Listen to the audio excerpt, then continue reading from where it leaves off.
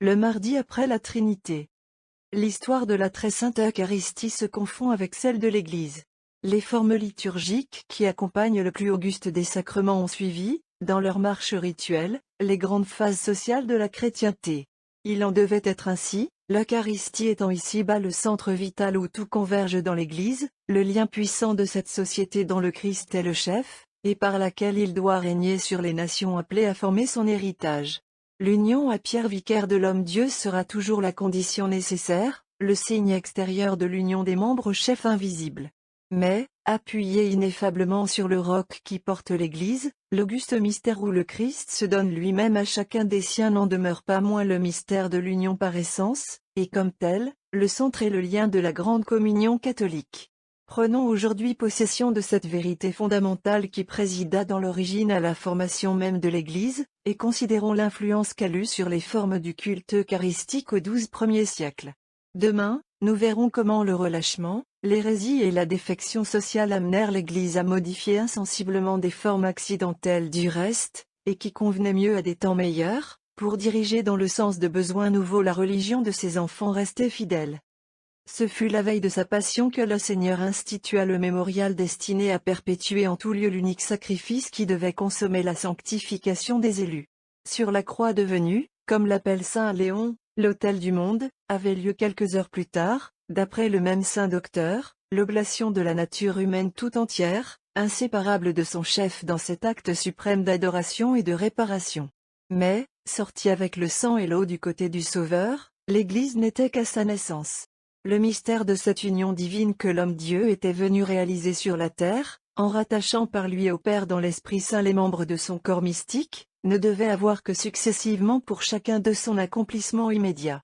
De là l'invention sublime de la dernière scène, Testament nouveau, qui constituait l'épouse à naître en la possession du mystère où chaque génération se rattacherait aux précédentes dans l'unité du sacrifice, et trouverait dans cette même unité le lien mutuel de ses membres.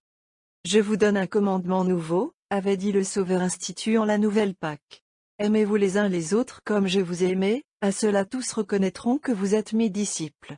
Tel fut le premier précepte, tel devait être le signe de l'alliance que le Seigneur contractait alors par ses apôtres avec tous ceux qui devaient croire en lui. Car leur parole, et sa première prière, après cette première distribution de son corps et de son sang sous les espèces eucharistiques, est encore pour l'union de ses fidèles entre eux, union ineffable et toute singulière comme l'ineffable mystère qui doit en faire le nœud et l'aliment, union si intime que son union même avec le Père en peut seul fournir le type au Sauveur. Père Saint, que tous ils soient un en nous, qu'ils soient un comme nous-mêmes, que, moi en eux et toi en moi, ils soient consommés dans l'unité. Formée par l'Esprit Saint, l'Église, dès ses débuts, comprit les intentions du Sauveur. Les 3000 élus du jour de la Pentecôte sont représentés, au livre des Actes, persévérant dans la doctrine des apôtres, la communion de la fraction du pain et la prière. Or, telle est la force intime de cohésion puisée dans la participation au pain mystérieux, qu'en face de la synagogue ils apparaissent dès lors comme une société distincte, inspirant à tout le peuple une crainte respectueuse et attirant chaque jour de nouveaux membres. Quelques années plus tard, franchissant sous le souffle de l'Esprit les bornes d'Israël, l'Église porta à la gentilité ses trésors. Au regard stupéfait d'un monde dont tous les liens brisés n'opposent plus que la tyrannie de César aux égoïsmes individuels, elle offre bientôt, de l'Orient au couchant, le spectacle de cette société nouvelle qui, recrutant ses membres à tous les degrés sociaux, sous toutes les latitudes, et par la seule persuasion de la vertu, demeure plus forte et plus unie qu'aucune nation dans l'histoire. L'étranger admire ce phénomène qu'il ne comprend pas. Sans le savoir, sans entre plus avant, il rend témoignage au fidèle accomplissement des intentions dernières du fondateur de l'Église, par ces mots qui tombent de ses lèvres, « Voyez comme il s'aime ». Aux fidèles seuls, aux initiés, l'apôtre explique le mystère, nous sommes tous un même pain, nous sommes un seul corps, nous tous qui participons à l'unique pain. Saint Augustin, parlant aux néophytes à peine sortis de la fontaine sacrée, commente admirablement ce passage, « J'ai promis aux nouveaux baptisés de leur exposer le mystère de la table du Seigneur. Ce pain que vous voyez sur l'autel, sanctifié par la parole divine, c'est le corps du Christ. Ce calice, ce qu'il contient, c'est son sang versé pour nos péchés. Si vous le recevez comme il faut, c'est vous tous, vous-même que vous recevez. Car l'apôtre dit, nous sommes tous un seul pain, un seul corps, montrant ainsi quel amour il faut avoir de l'unité. Ce pain n'a pas été fait d'un seul grain, mais d'un grand nombre. Avant leur transformation, ils étaient séparés. L'eau les a réunis, après le broiement qu'ils ont dû subir. Vous aussi naguère vous étiez comme moulus par le jeûne et les exorcismes. L'eau du baptême est arrivée qui vous a pétri en la forme du pain. Mais au pain le feu encore est nécessaire. Qu'est-ce que le feu? C'est le crème, l'huile est le symbole de notre feu, de l'Esprit Saint. Vient donc le Saint-Esprit, après l'eau le feu, et vous devenez ainsi ce pain qui est le corps du Christ. Il a voulu que nous fussions nous-mêmes son sacrifice. Nous sommes, nous aussi, le sacrifice de Dieu. Grand et ineffable mystère. Recevez-les avec tremblement, gardant l'unité dans vos cœurs.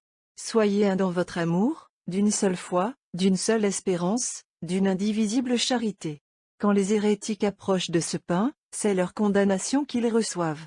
Car ils cherchent la division, et ce pain marque l'unité. L'Écriture dit des fidèles. Ils n'avaient qu'un cœur et qu'une âme, et c'est ce qui est encore marqué par le vin des mystères sacrés. Nombre de grains pendent de la grappe. Mais la liqueur des grains se confond dans l'unité du calice. Ainsi de nouveau le Seigneur Christ a-t-il voulu signifier notre union avec lui, ainsi a-t-il consacré par sa table sainte le mystère de la paix et de notre unité. Ces admirables développements du grand évêque d'Hippone ne sont que l'exposé substantiel de la doctrine eucharistique dans l'Église au IV siècle. C'est la notion élémentaire, dans sa plénitude et sa clarté sans figure. Car on ne pouvait en offrir d'autres à des néophytes retenus jusque-là par la loi du secret, dont nous parlerons bientôt, dans l'ignorance absolue des mystères augustes auxquels ils devaient participer désormais. La doctrine exposée par saint Augustin dans sa chaire d'Hippone se retrouve là même en tout lieu dans la bouche des docteurs. Dans les Gaules saint Hilaire de Poitiers, saint Césaire d'Arles, en Italie saint Gaudentius de Brescia, saint Jean Chrysostome à Antioche et à Constantinople saint Cyril sur le siège patriarcal d'Alexandrie, ne présentent pas autrement le dogme à leur peuple.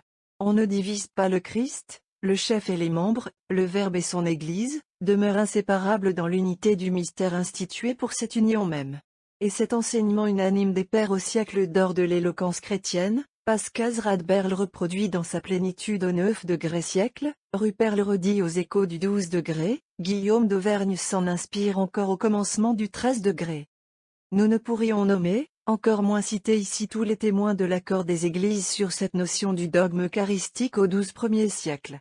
Remontant le fleuve de la tradition vers la source apostolique où il prend naissance, nous rencontrons, à l'âge des persécutions, l'illustre évêque martyr, saint Cyprien, démontrant, lui aussi, la nécessaire union du chef et des membres au divin sacrement, non seulement par la nature du pain et du vin, élément essentiel de la consécration des mystères, mais encore par le mélange de l'eau avec le vin dans le calice eucharistique. L'eau signifie le peuple fidèle, le vin marque le sang du Christ, leur union dans le calice, union nécessaire à l'intégrité du sacrifice, union complète et sans retour possible, exprime l'indissoluble alliance du Christ et de l'Église qui parfait le sacrement. L'unité de l'Église par la chair de Pierre, objet d'un de ses plus beaux ouvrages, l'évêque de Carthage la montre ailleurs établie divinement sur les mystères sacrés. Il décrit avec complaisance, dans une de ses lettres, la multitude des croyants, l'unanimité chrétienne, maintenue dans les liens d'une ferme et indivisible charité par le sacrifice du Seigneur. Le Christ au sacrement, le Christ en son vicaire, n'est en effet qu'une même pierre portant l'édifice, un seul chef, ici visible dans son représentant, là invisible en sa propre substance. C'était bien la pensée de cette Église du premier âge qui, chargée de réunir en un même centre les enfants de Dieu dispersés par le monde, leur donnait pour signe de reconnaissance au milieu des ennemis l'Ichtu mystérieux, le poisson sacré, symbole des mystères. On sait que les lettres dont se compose le mot Ichtu, nom grec du poisson, donnent en cette langue les initiales de la formule. Jésus-Christ Fils de Dieu, Sauveur, et le poisson lui-même nous apparaît, dans l'histoire de Tobie, comme la figure du Christ en personne, nourrissant le voyageur de sa substance, chassant les démons ennemis par sa vertu salutaire, et rendant la lumière au monde en vieilli. Aussi n'est-ce point sans une raison prophétique et mystérieuse qu'il nous est montré, dans la Genèse, béni par Dieu comme l'homme même au premier jour du monde. Il accompagne le pain dans ces multiplications miraculeuses de l'Évangile, où s'annoncent et se dessinent par avance les merveilles eucharistiques. Rôti sur les charbons, il reparaît encore, après la résurrection du Seigneur, unis au pain dans le repas offert par le Christ aux 7 disciples sur les bords du lac de Tibériade. Or, nous disent les pères, le Christ est le pain de ce festin mystérieux. Il est le poisson d'eau vive qui, rôti sur l'autel de la croix par le feu de l'amour, rassasie de lui-même ses disciples, et s'offre au monde entier vraiment Ishtu. Aussi n'est-il pas de symbole plus fréquemment exprimé dans les monuments chrétiens de tout genre aux 3 premiers siècles, pierres gravées, anneaux, lampes, inscriptions, peintures, reproduisent le poisson sous toutes les formes. Il est bien le signe de ralliement, la tessère des chrétiens en ces siècles du martyre. Race divine de l'Ishtu céleste, au cœur magnanime, ils reçoivent du Sauveur des saints l'aliment doux comme le miel, et s'abreuvent à longs traits aux sources divines de l'éternelle sagesse, tenant Ishtu en leurs mains. Ainsi nous les montre, au second siècle, un monument célèbre de notre terre des Gaules. Et dans le même temps, un saint évêque d'Asie mineure, Abercius d'Hiéropolis, conduit par Dieu sur plus d'un rivage, reconnaît par tous les disciples du Christ au poisson sacré qu'il est fait malgré les distances. Disciple du pasteur immaculé qui paît ses troupeaux par le plain et les monts, j'ai vu Rome, dit-il au dernier terme de sa vie voyageuse. J'ai contemplé la reine à la robe d'or, aux chaussures d'or. J'ai connu le peuple au front marque d'un sceau splendide. J'ai visité les campagnes de la Syrie et toutes ses villes. Passant l'Euphrate, j'ai vu Nicibée, et partout j'ai trouvé des frères, la foi qui partout fut mon guide m'offrait pour aliment, servait partout au bien-aimé, dans les délices du pain et du vin mélangés, l'ictus auguste, saisi par une vierge très pure à la source sacrée. Tel était donc le lien de cette unité puissante du christianisme, objet de stupeur pour le monde païen qui se ruait contre elle avec d'autant plus de furie, que la vraie cause en demeurait plus soigneusement cachée à ses yeux. Ne livrez pas les choses saintes aux chiens, n'exposez pas vos perles au pourceau, avait dit le Seigneur, posant ainsi les bases de cette discipline du secret, qui fut en vigueur dans l'Église jusqu'à la complète conversion du monde occidental.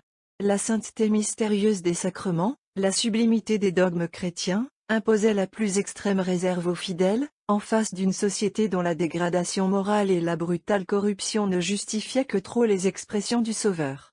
Mais c'était surtout la très sainte Eucharistie, cette perle sans prix du corps de l'agneau, qu'il convenait de dérober aux regards indignes et aux profanations sacrilèges. Aussi voyons-nous les assemblées chrétiennes régies en ces temps par la distinction fondamentale des initiés et de ceux qui ne le sont pas, des fidèles, et des catéchumènes, distinction scrupuleusement observée dès l'âge apostolique, et qui persévéra jusqu'au 8 degré siècle. Quelques semaines avant l'administration solennelle du baptême, avait lieu, comme nous l'avons vu ailleurs, la tradition du symbole aux futurs membres de l'Église. Toutefois le mystère eucharistique, Yarkan par excellence, restait caché même alors aux élus inscrits déjà pour le saint baptême.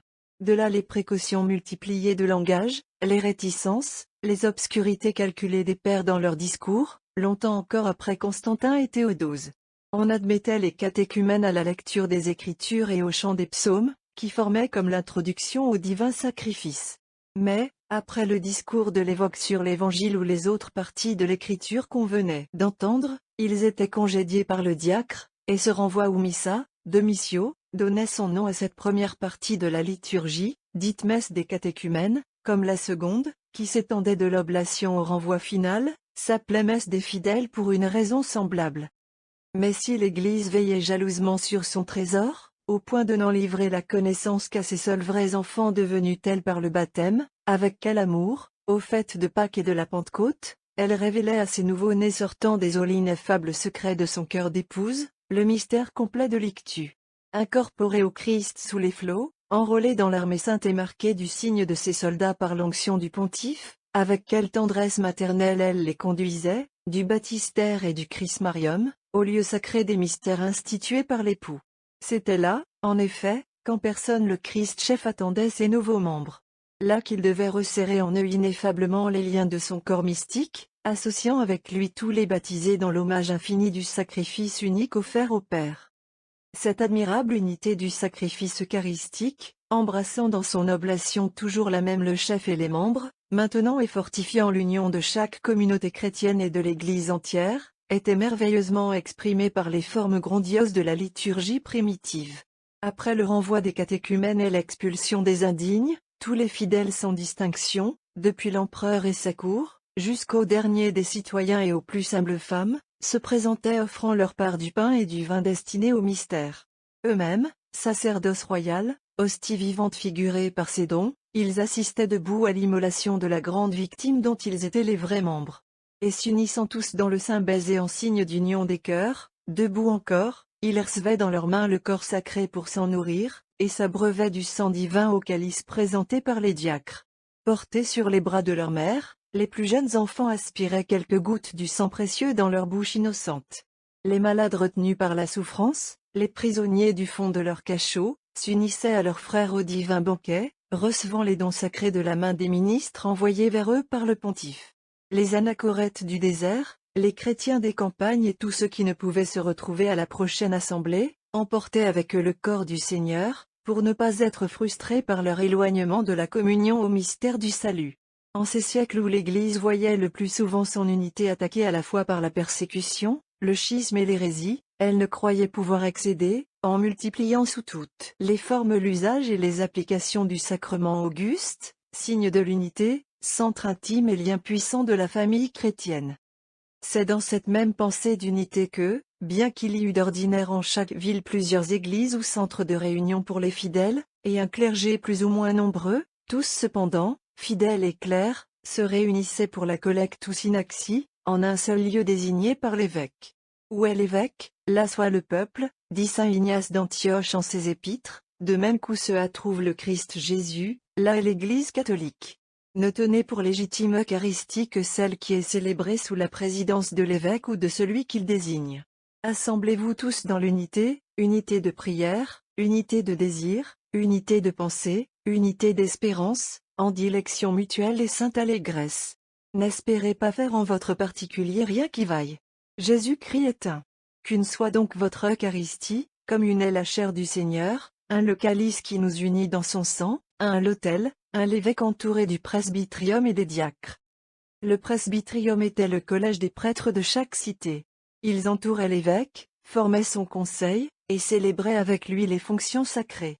Au nombre de 12, ainsi qu'il semble, à l'origine, pour représenter le Sénat apostolique, ce chiffre fut promptement doublé dans les grandes villes.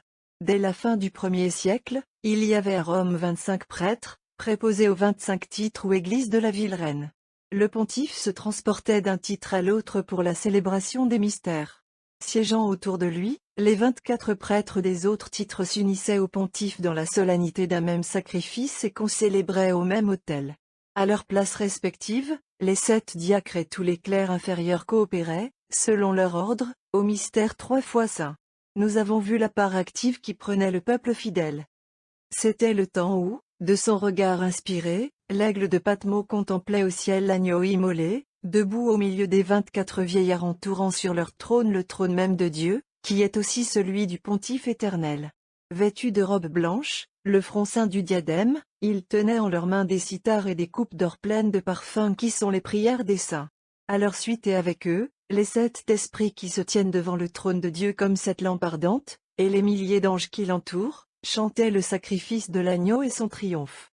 Et toute créature, dans le ciel, sur la terre, sous la terre, dans la mer, rendait bénédiction, hommage, gloire, puissance, à celui qui vit dans les siècles. Vision merveilleuse, exprimant la plénitude et l'unité du sacrifice offert une fois, pour durer toujours, par l'auguste chef de la création. Scène sublime de la patrie, que l'épouse exilée s'efforçait de reproduire en cette vallée des larmes. Comme au ciel l'agneau divin, pontife éternel, entraîne à sa suite les bienheureuses hiérarchies dans sa marche triomphante, ainsi chacune des églises de la terre, image de la céleste Jérusalem, accompagnait-elle l'évêque, se groupant autour de lui dans l'harmonie parfaite de ses différents ordres. Soumise encore aux conditions terrestres, entravée dans les liens de l'espace et du temps, l'Église militante ne pouvait, il est vrai, se réunir ici-bas tout entière au même autel. Mais l'unité du sacrifice offert dans le monde entier était exprimée, comme l'unité de l'Église elle-même, par l'envoi mutuel que se faisaient les évêques catholiques des saintes espèces consacrées par eux, et le mélange qu'ils accomplissaient réciproquement de ces dons sacrés dans leur propre calice. Nous apprenons de saint Irénée qu'au second siècle, le pontife de Rome, l'hiérarque suprême, dirigé au-delà des limites de l'Occident, jusqu'en Asie, ces signes augustes de l'union avec l'Église mère et maîtresse. De même, Lorsque la multitude toujours croissante des fidèles amena l'Église à permettre aux prêtres isolés la célébration des mystères, les prêtres de la ville épiscopale ne procédaient point à cette oblation séparée, sans avoir reçu de l'évêque une part du pain consacré qu'ils mélangeaient à leur sacrifice. C'était le fermentum, ou le vin sacré de la communion catholique. Les considérations qui précèdent trouveront leur couronnement dans cette belle formule liturgique que nous empruntons aux constitutions apostoliques, ouvrage dont la rédaction définitive reste fixée par la science au IIIe siècle de l'Église. Action de grâce sur les mystères. Nous vous rendons grâce, ô notre Père, pour la vie que vous nous avez révélée par Jésus votre Fils, par qui vous avez créé toutes choses, et exercé sur toute votre providence, que vous avez envoyé, ce aisant homme pour notre salut, dont vous avez permis les souffrances et la mort, que vous avez voulu glorifier, en le ressuscitant et le faisant asseoir à votre droite, par qui vous avez promis à nous aussi la résurrection des morts. Ô vous, Seigneur Tout-Puissant, Dieu éternel, de même que ces éléments qui étaient dispersés d'abord, étant réunis, n'ont plus fait qu'un seul pain, ainsi rassemblez votre Église des extrémités de la terre en votre royaume. Nous rendons grâce encore, ô notre Père, pour le sang précieux de Jésus-Christ répandu pour nous, et pour son précieux corps, dont nous célébrons en ce moment les mystères, lui-même nous ayant ordonné d'annoncer ainsi sa mort, par lui à vous la gloire dans les des siècles. Amen. Dans le même ordre de pensée, la liturgie ambrosienne nous donne aujourd'hui encore la préface qui suit, indiquée chez elle pour le dimanche avant la Septuagésime. Préface. C'est une chose digne et juste, Dieu éternel, de vous immoler cette sainte et sacrée hostie. Ineffable mystère de la divine grâce opérant le salut. L'offrande de plusieurs devient par l'intervention de l'Esprit Saint l'unique corps du Christ. Chacun reçoit le Seigneur Jésus-Christ, et dans chaque partie il est entier. La distribution ne le diminue pas, mais il se donne à tous et chacun dans sa plénitude. C'est pourquoi nous-mêmes qui recevons la communion de ce pain sacré et de ce calice, nous devenons un seul corps. Par sa majesté donc nous vous supplions humblement que votre grâce nous purifie de toute souillure de vétusté, et nous fasse persévérer dans cette vie nouvelle.